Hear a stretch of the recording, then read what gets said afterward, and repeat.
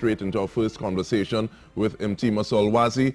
He's been actively involved in youth and community development for the past 2 decades, working with disenfranchised youth in high-risk environments and criminogenic communities. Now, he's a founder of the Roots Foundation, which utilizes spoken word as a catalyst for social change through the preservation and promotion of the oral traditions. Now, he was in Enterprise last Friday. We speak to him about his experience. He's also definitely a community action officer with the Citizens Security Program. Thank you so much for your presence in Timor. Thank you. CSP, what is the status of CSP? Because we know we hear it's supposed to be coming to a close. We see the need for it still. What is on the board? So today is the 3rd, tomorrow is the 4th. The contract up tomorrow, please God. As of today, we still don't know what's the situation with CSP in terms of the extension or the continuation of the program into a second phase. Because as you know, CSP is a pilot project. Has been running so for the past 8 or 9 years. So we got a special extension, a 1-year special extension, take us into 2017, April the 4th. So we are still awaiting word from the administration as to what's the status of CSP moving forward into a second phase. There was supposed to be an audit or a look at the impact. Has that happened, or is that to happen? Yes, that has happened, and I said we're still awaiting word on the status of CSP, but we're jamming still. So no, that word or status, or word on the status, is that together with the results of that investigation or audit, seeing what the impact was? Well, I wouldn't be able to really speak much on that aspect because that's above my paycheck. But all I can say, like our supervisor, Gregory Sloan says, we are all awaiting word on the continuation of the program. What have people been saying, people in the community, people who have been seeing the effects, saying about the program? Well, I can speak for the communities that I work in. I work at Sealots, Beetham Gardens, Gonzales, Sugram Trace, and St. Barb's. And all these residents, including the others, they are very hopeful that the program continues. We had a sports and family day last Thursday on Shouter Baptist Day, and we had all 22 plus communities from Tobago throughout East Port of Spain, as far as Grandi, all over. They came out, and it was a beautiful experience where we see the communities coming together. And in some cases, when we have communities who generally don't really interface with each other, and playing tug-of-war, rodded races, just enjoying that ambience of family and togetherness. And, I was saying to one of my co-workers, I said, if this is the end, we went out in style, because we saw the work of CSP manifested in that environment last Thursday. What has some of that work been to actually bring it to the point where you have a space where you have factions or communities who don't necessarily interact coming together and saying, okay, well, we're going to be about peace, we're going to be about positivity? So we have heard this bandit about all the time. It's like a broken record in terms of what CSP is about. But how we work with other agencies. So for instance, we work very, very close with the Hearts and Minds. It's a division of the IATF. There's a division of CSP called Project Reason. Right? They use the cure violence approach. Apart from those 2 entities, we work with other state agencies, the private sector, and most importantly, we work with the residents. Because sometimes we forget the residents as though like they don't exist, right? But they are very instrumental in what occurred last Thursday and what has been occurring throughout CSP's period of existence. What are some of the things that CSP has been doing to actually remember the residents and say, okay, well, you are a valid part of this and we want to help us take this forward? All right, so as you would know, I'm just showing, I came from Serval, right? I just want to draw these 2 analogies. I came from Serval, and the Father Pantin have a philosophy: respectful intervention, lack of cultural arrogance, and attentive listening. I've seen that exhibited in CSP. When we move into our community, we don't come and say, hey, we have the solution to your problems. We work with the residents. Every project that CSP executed in a community came from the residents. They came up with the design.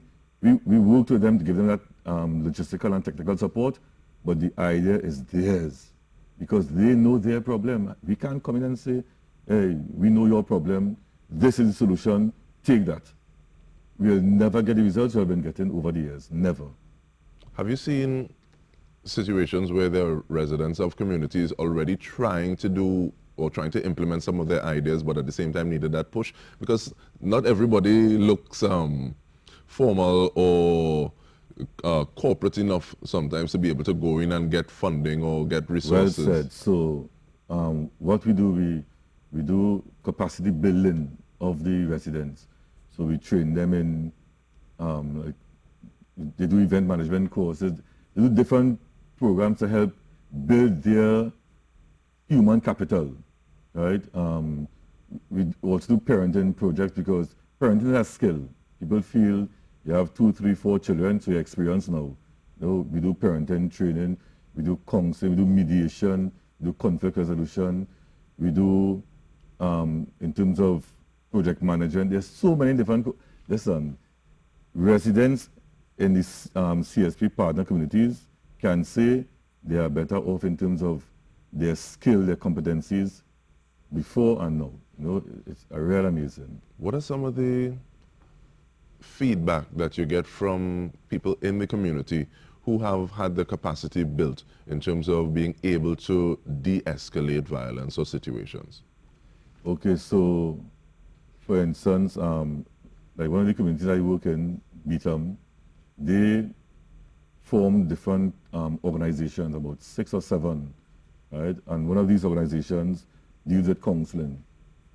So they have put in place institutions in their communities to address certain issues. Other communities, like in St. Barb's and Gonzales, all the other communities, they will see things like what you say, brewing, and they will take the initiative to do a program, you know, engage the youth, have dialogue. Listen, it's amazing. And I want to say this, right? I don't know how it will really come across the air, but the women really take the lead in these communities. Right? You know, sometimes we hear and feel like women are, you know, neglected, but the women in these communities really, really take the lead. You know, in most CACs, if you have 5 men out of 15 persons, you have plenty. And the women really take the lead, and really thank them for that. I could see almost like the possibility for an ego clash if you have one fella telling one fella how to do something, as opposed to a female saying, "Oh, yes, mommy," and you tone it down. You know, and interestingly, it could be because, for instance, with some women in the communities, if there's a disruption on the streets with some, like saying 2 men or 2 young men in a dispute, if somebody passing, you know, they take it on one time because Miss so and so passing, and they have that respect, and that is good. That is good, you know. So you did a lot of good work. Yeah. You were in Enterprise on Friday. What is the situation like from your perspective? Okay, so the Enterprise situation last Friday. Well, Enterprise is one of our partner communities, right? I being present at Crown Trace on that said time was more personal for me. You know, I told my supervisor, Gary, I said, listen, I am a Muslim. What's taking place in the Enterprise, I really take it personal. And I just want to go and find out from those guys what's going on. You know, what sort of prompted me also was the last interview they did where the face was blocked. And I saw that interview as a cry for help, right? And I don't know if I misinterpreted the interview, but I saw it as a cry for help. And I said, well, I really want to go and engage them. So I did go down to Enterprise that Friday. Well, they invited me. Again, I didn't just go just so, right? I sent word through someone. I said, I would like to meet with you all. They said, no problem, come down. And I went down. Well, I went with my branded CSP t-shirt because at the end of the day, I was representing CSP, right? And we were inside the mosque talking, and I was speaking to them about justice and righteousness, and I just reached the point where I had asked them, so tell me, what's really going on? Where's the scene down here? What's happening? At that set point, the entourage came, and well, we saw the results on the television, but I want to say, in terms of I being there, I think 3 parties have to take responsibility for what we saw on the television. And one is the young men, because we told them, don't go outside, right? Don't go outside. If the entourage comes, let them come to the mosque, let them film what is taking place, because we were having a discussion. And I'm telling you, it would not have made news, because next point now, the media has a serious responsibility. What we saw on television could have been about 5 minutes. They were outside longer than that. So there were other discussions taking place outside, but that was shown on television by all the media houses, because that is newsworthy. The minister clashed with unruly ISIS, quote unquote. But there were other discussions taking place outside. They were outside longer than 5 minutes, DK. I was there, right? And probably in hindsight, the minister could look back and realize that probably the approach wasn't really the best approach at that point in time. So there's a lot I learned from that experience on Friday, for all involved, even the society, right? So coming out of that, well, part of why I went on there too is to ask them if they would like to be a part of a Muslim youth dialogue, right? And this dialogue is in 2 parts. We're having a focus group discussion, right? Where we want to hear from them. And I saw a lot of the comments on social media saying that the young man wasn't given a chance to speak. Again, attentive listening, right? Respectful intervention, lack of cultural arrogance. But it's a work in progress for all of us as a society. So the focus group discussion is to gain knowledge of how and why some Muslim youth in at-risk circumstances are being lured or encouraged to be involved in violent activities, right? Because when I was down there on Friday, it's no different to the other communities where you have social problems, you have risk factors, you have youth in at-risk circumstances, right? So we have to use the same approaches with those young men in particular. I think what really going against them is the title that have been carrying around for a while, which is that unruly ISIS. So people don't see them probably as these are youth who facing social problems, risk factors. They are terrorists. So we cannot take a hands-off approach, but there are young men who facing some of the same challenges. When you hear them speak, it's no different. Just, the title they carry in. So they have to work on that image, on how they want to present themselves to the public. Enterprise is one of the areas that, like I said, is in partnership with CSP. Yes. Do they have all the arms or all the programs that are outside of Enterprise in Enterprise? Right. Very good question. And you're following the script. Yes and no. As I mentioned earlier, Project Reason, right? And Hearts and Minds. And if we are really serious about making that change, we have to expand those 2 units, because they work with CSP along with other agencies and entities. But that Project Reason, they deal with violence intervention. They have 2 arms attached to Project Reason. They have the VIs, or Violent Interrupters, and OW, Outreach Workers. And violent interrupters are what they are. They interrupt when there's a buzz that, hey, something taking place. And it's not a 9 to 5, right? These guys will go there any time of the day or the night, DK. And MT Masolwazi is here Community Action Officer for the Citizen Security Program. We were talking about the Hearts and Mind and the, what is the other? Project Reason. Project Reason. No, you're talking about people who are on the ground. It's not 9 to 5, it's not 8 to 4. How does that actually go? So the violent interrupters, right? A matter of fact, they are from the community.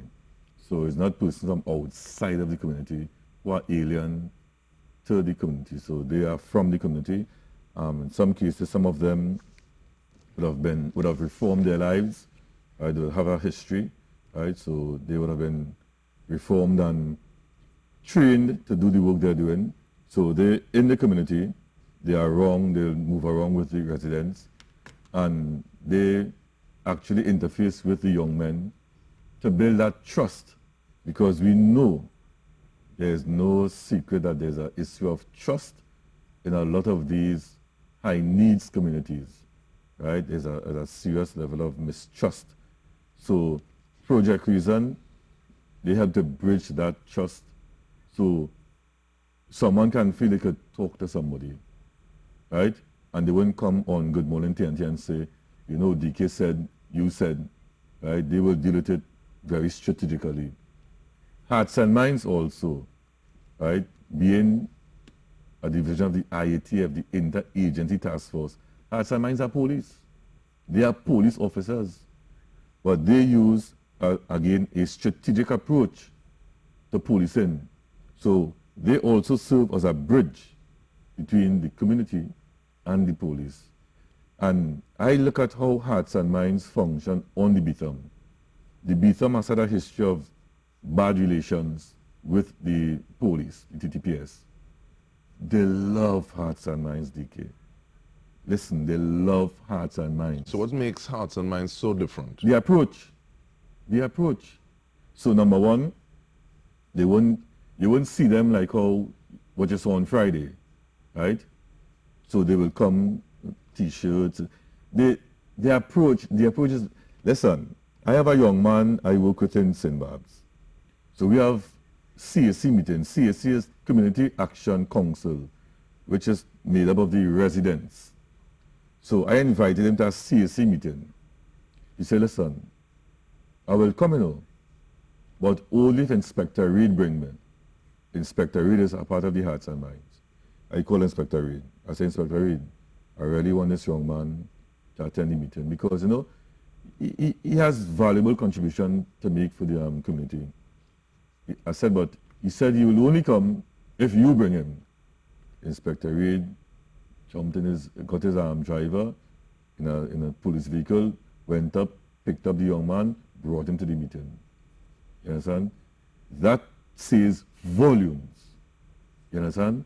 We talk about policing and in terms of just to protect and serve with pride. They serve with pride. So when you operate like that, a youth man on the block will say, same fellas, they're different. And you will hear that they will say, Hearts and Minds different. You know, they will interface with the children, the mothers, the residents on the whole, right?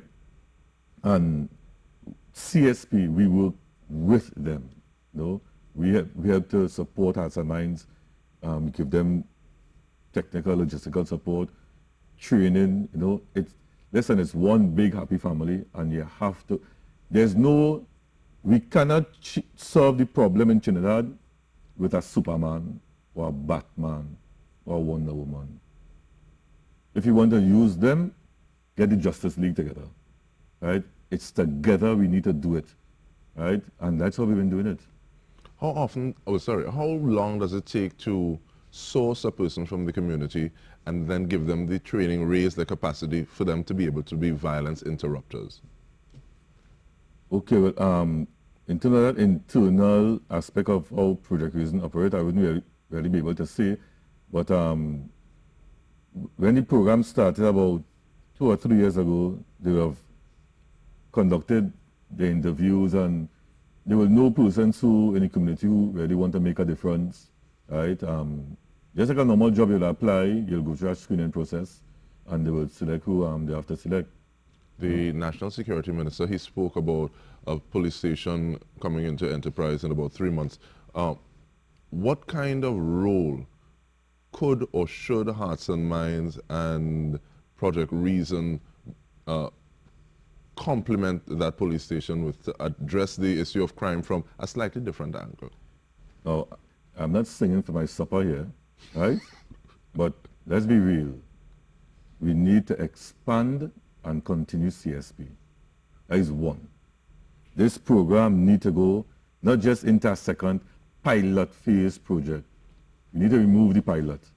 Right? This project needs to continue as a program, right, for the nation. That is one. With the expanding of CSP, we also continue that approach using Project Reason. Because we work together. Project Reason is a division or is a project out of, or an initiative out of CSP. And I don't want to place a burden on Inspector Sibiru and his men and women because they're a small team. So they need to expand that Hearts and Minds team. You know, I am someone outside looking in. They need to expand Hearts and Minds, give them that necessary training, right? And move the project or the program out of the East Policy. Well, you remain East Policy, you expand it into other areas like Enterprise, other parts of Trinidad. They need to do that. Listen, as I said earlier, I think it was off the air, the Ministry of National Security has two arms. You have the military arm, you have the social arm. And each arm has a job to do, you know. But it's how you now balance it, right? Would you always use the military approach or you complement it with the social approach? Because there's need for the military approach, you know. We can't deny that. I'll be a hypocrite sitting and saying, no, you don't need the military approach, but you need to complement it with the social, right? And you have to wait out which you use first, or how you complement it, how you merge them, right? So Friday, in my humble opinion, should have been the social approach, you know? I think we have gotten more out of it. And we want to thank you because we got so much out of this conversation. MT Masolwazi, Citizens Security Program, our Community Action Officer at CSP, for giving us some of your time, and we hope to have you back to continue the discussion because it's a discussion that is needed at this point in time. Thank you. And we want to thank you for tuning in. This is Good Morning Trinidad and Tobago. We can